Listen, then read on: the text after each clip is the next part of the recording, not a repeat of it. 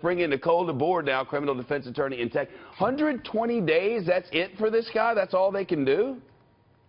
So the 120 days is actually a condition of the probation itself, and the judge can just assess that 120 days in jail as part of his probation.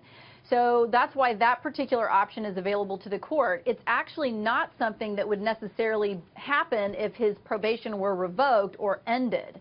Okay, there's more that can happen. This is now about whether we're going to deal with adult court. And first of all, they're going to get him back from Mexico City, right? That's not in question, is it? So most likely they will, but the catch is that now that he is in the extradition process, his legal team there in Mexico is making sure that the United States government has correctly made the request to the Mexican government to send him back to the United States. And it's a fairly complicated matter, so it may take a little while to sort through all of the paperwork and make sure that all of the I's have been dotted and the T's have been crossed. And once he gets back, is it more than a VOP, a violation of probation? What's possible for this guy now? So when he comes back, a couple of things could happen. One, the juvenile judge could determine whether or not he believed a violation of the probation has actually occurred. The other thing that he could do is have a hearing to determine whether or not Ethan should be brought over to adult court from juvenile court.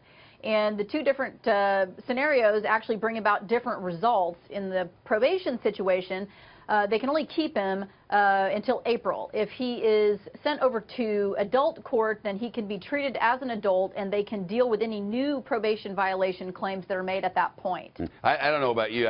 While relaxing and getting some R&R over the holidays, I'm reading about this guy because weren't you reading about him? I mean, there was plenty to read. Absolutely. He's down in Puerto Vallarta, right? And he heads off to the Gentlemen's Club. And apparently, if you're in Puerto Vallarta, you don't have to pay first. Yeah, gentlemen's clubs, you hand them a credit card, then what, c'est la vie. But down there, they'll run up the tab, and then you've got to pay it. Well, it turns out little Ethan ran out of money and had to go back to mommy's room. So he'd been to 2 strip clubs, right? He went to the one and then another one. So a waiter and a bartender follow him back to mommy's room for something like $2K American because he had to pay off the ladies and whatever back there. That could have been his demise right there down in Mexico. I mean, you don't mess with that sort of activity down yonder. Sure, absolutely. And certainly if these folks are willing to come forward to the United States courts and be witnesses as to what they saw, they could certainly create extra problems for Mr. Couch. Feliz año down in Mexico, unless you don't pay your bar tab, and then you never know what might happen. Hey, Nicole, thanks a lot. Happy New Year.